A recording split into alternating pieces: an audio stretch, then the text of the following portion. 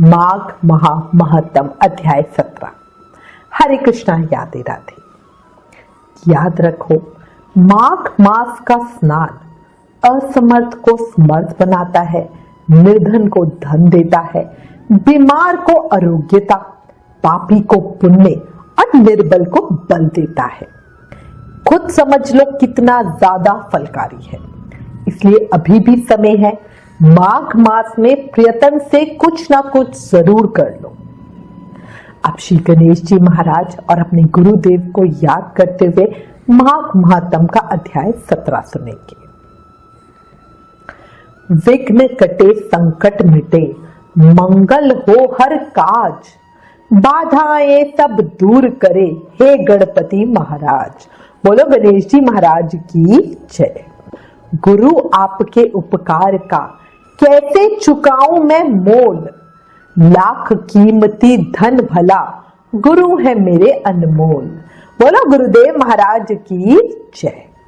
कल हमने माघ महा महत्तम के अध्याय 16 में श्री वेद द्युति का बनाया हुआ योग सागर स्तोत्र सुना था, जो भगवान विष्णु को अत्यंत प्रिय है। अब आगे श्री लोमेश ऋषि के श्रीमुख से वेद द्युति जी का कहा हुआ भगवान विष्णु के लिए योग सागर स्तोत्र को सुनकर ब्राह्मण देवनिधि कहने लगे, हे लोमेश ऋषि, मैं धन्य हुआ इस महान स्तोत्र को सुनकर। अब कृपया कर मुझे पिशाच मोक्ष की कथा भी सुनाए। इस पर लोमेश ऋषि बोले, सुनो, जिस पिशाच को देवद्युति ने मुक्त किया वह पहले द्रविड़ नगर में चित्र नाम वाला राजा था। वह बड़ा शूरवीर, सत्यपरायण तथा पुरोहितों को आगे करके यज्ञ आदि करता था। दक्षिण दिशा में उसका राज्य था और उसके कोष धन से भरे हुए थे। उसके पास बहुत से हाथी, घोड़े और रथ थे और वो अत्यंत शोभा को प्राप्त होता था। बहुत सी स्त्रियों के साथ कीड़ा करता था और अनेक यज्ञ उसने किए थे। वह नित्य अतिथियों की पूजा करता था और शास्त्र विद्या में निपुण था। ब्रह्मा, विष्णु, महेश तथा सूर्य की पूजा सदैव किया करता था। वो जंगल में भी स्त्रियों से घिरा हुआ कीड़ा करता था। एक बार वो पाखंडियों के मंदिर में गया और वेदहीन भस्म लगाए महात्मा बने हुए पाखंडियों से उस राजा की बातचीत हुई। पाखंडियों ने कहा कि हे राजन, शैव धर्म की महिमा सुनो। इस धर्म के प्रभाव से मनुष्य पाप को काट कर मुक्त हो जाता है। सब वर्णों में शैव मत ही मुक्ति देने वाला है।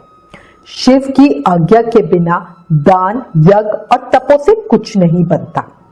शिव का सेवक होकर भस्म धारण करने, जटा रखने से ही मनुष्य मुक्त हो सकता है। जटा धारण करने तथा भस्म लेपन से ही मनुष्य शिव के समान हो जाता है। इसके बराबर कोई पुण्य नहीं है। जटा भस्म धारण किए हुए सभी योगी शिव के सदृश होते हैं। अंध, जड़, नपुंसक तथा मूर्ख सब जटा से ही पहचाने जाते हैं। शूद्र वर्ण के शैव भी पूजनीय हैं। विश्वामित्र क्षत्रिय होकर तप से ब्राह्मण हो गए। वाल्मीकि चोर होकर उत्तम ब्राह्मण बन गए। अतः शिव पूजन में किसी बात का विचार नहीं है। तप से ही ब्रह्म तत्व प्राप्त होता है, जन्म से नहीं। इस कारण शैव का दर्शन उत्तम है तथा शिव के सिवाय दूसरे देवता का पूजन ना करें। शिव तपस्वी को विष्णु का त्याग करना चाहिए। विष्णु की मूर्ति का पूजन नहीं करना चाहिए। विष्णु के दर्शन से शिव का द्रोह उत्पन्न होता है और शिव के द्रोह से रौरव आदि नरक मिलते हैं। इसलिए भव सागर से पार होने के लिए विष्णु का नाम भी नहीं लेना चाहिए। शिव भक्त होकर जो शिव से प्रेम करता है वे कैलाश में वास करता है, इसमें कुछ भी संदेह नहीं। इस धर्म का पालन करने वालों का कभी नाश भी नहीं होता। उस पाखंडी के ऐसे वचन सुनकर राजा ने मोह में आकर उनका धर्म ग्रहण कर लिया और वैदिक धर्म का त्याग दिया। वो श्रुति, स्मृति और ब्राह्मणों की निंदा करने लगा। उसने अपने घर के अग्निहोत्र को बुझा दिया और धर्म के सभी कार्य बंद कर दिए। विष्णु जी की निंदा और वैष्णवों से द्वेष करने लगा और बोला, कहाँ है विष्णु, कहाँ देखा जाता है, कहाँ रहता है, किसने देखा है। और जो लोग नारायण का भजन करते थे उनको बहुत दुख देता था। पाखंडियों का मत ग्रहण कर राजा वेद, वैदिक धर्म, व्रत, दान और दानियों को भी नहीं मानता था। अन्याय से दंड देता वो कामी राजा सदा स्त्रियों के समूहों से घिरा रहता और क्रोध में भरा रहता। गुरु तथा पुरोहितों के वचनों को भी नहीं मानता, पाखंडियों पर विश्वास करता और उनको गांव, हाथी, घोड़े और स्वर्ण आदि देता। उनके सब काम करता, भस्म धारण करता और मस्तक पर जटा रखता। जो कोई विष्णु जी का नाम लेगा उसे मृत्यु दंड दिया जाएगा, ये ढिंडोरा भी उसने पूरे नगर में पिटवा दिया। उसके भय से ब्राह्मणों तथा वैष्णवों ने उस देश को छोड़ दिया और दूसरे देशों में चले गए।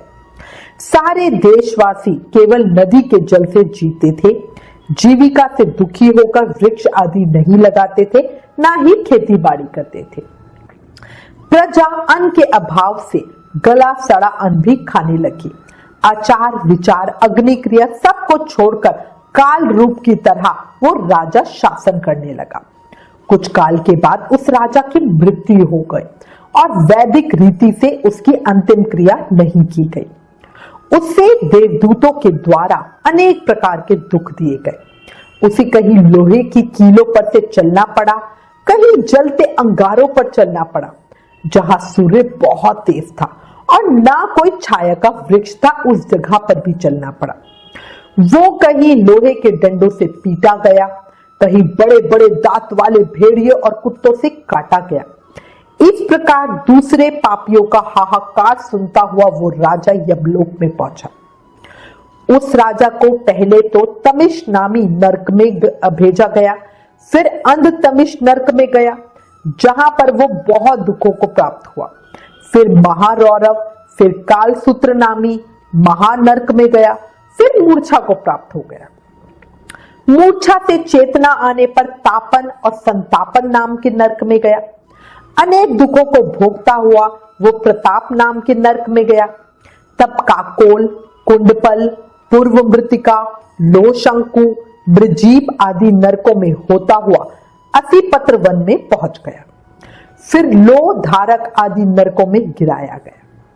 भगवान विष्णु के साथ द्वेष करने के कारण वो 21 युगों तक भयानक नरकों की यातना भोगता हुआ नरक से निकलकर हिमालय पर्वत पर पिशाच बना। उस वन में वह भूखा और प्यासा फिरता रहा। उसको मेरू पर्वत पर भी कहीं खाने को ना तो भोजन मिला और ना ही पीने को जल। एक समय वो पिशाच घूमता हुआ प्लुप्त प्रस्त्रवर्ण नाम के वन में जा निकला। बहेड़ के वृक्ष के नीचे वो दुखी होकर हाय मैं मरा, हाय मैं मरा ऐसे शब्द जोर जोर से पुकारने लगा और कहने लगा, भूख से दुखी मेरे इस जीवन का अंत कब होगा? इस पाप रूपी समुद्र में डूबे हुए मुझको कौन सहारा देगा? ऐसा कहते हुए वो बड़ा संताप करते हुए जोर जोर से रोने लगा। इसके बाद लुमेश ऋषि कहने लगे कि उसी स्थान पर देवद्युति का आश्रम था। वेद पाठ करते हुए देवद्युति ने उन दुख भरे वचनों को सुना और वहां पर गए जहां से रोने की आवाज आ रही थी। वहां पर उन्होंने एक पिशाच को देखा जिसकी लाल डरावनी आंखें, दुर्बल शरीर, काले काले ऊपर खड़े बाल, विकराल चेहरा, काला शरीर, लंबी सी जीभ, बाहर निकले हुए लंबे होठ, लंबी जांघें, लंबे लंबे पैर, सूखा चेहरा, आंखों में पड़े गड्ढे वाले उस पिशाच को देखकर देवद्युति ब्राह्मण ने उससे पूछा कि तुम कौन हो और ऐसी करुणा से क्यों रोते हो? तुम्हारी ये दशा कैसे हुई और तुम्हारा मैं क्या उपकार करूं? मेरे आश्रम पर आ जाने से कोई प्राणी दुखी नहीं रहता और वैष्णव लोग आनंद लेते हैं। सो हे भद्र, तुम अपने इस दुख का कारण जल्दी कहो, क्योंकि विद्वान मनोरथ पाने के लिए विलंब नहीं करते। माघ महा महत्तम अध्याय 17 समाप्तम। कल हम आगे की कथा सुनेंगे जिसमें वो पिशाच रूपी राजा देवदूती ब्राह्मण को अपनी कथा बताएंगे। अंत में कहूंगी, लोग आपके साथ कैसा व्यवहार करते हैं ये उनका कर्म है। उनके व्यवहार पर आप जैसी भी प्रतिक्रिया करते हो यानी रिएक्शन देते हो, उससे आपका कर्म बनता है। याद रखो, आपके जीवन का हर पल और आपके आसपास होने वाली हर चीज किसी ना किसी पिछले कर्म की ही परिणाम है। पहले क्या किया नहीं पता, पर अब क्या कर सकते हो वो तो आपके हाथ में है ना। आपके ऊपर कृष्ण कृपा है, तभी आप ये महापुण्य फल देने वाला माघ महात्म सुन रहे हो। इसलिए फिर कह रही हूं, अभी भी समय है, सब ठीक कर लो और हर समय, हर पल, हर सांस के साथ प्रेम से, मन से, भाव से जाप करते रहो। हरे कृष्ण कृष्ण कृष्ण हरे हरे राम राम राम हरे हरे। याद रखो, कलयुग केवल नाम आधारा, सिर्फ नाम जाप करके ही कृष्ण प्रेम, भक्ति, मुक्ति, शक्ति सब पाया जा सकता है।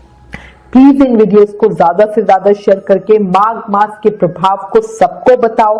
अपने शास्त्रों का ज्यादा से ज्यादा प्रचार करो, ये भी एक सेवा है। राधे राधे।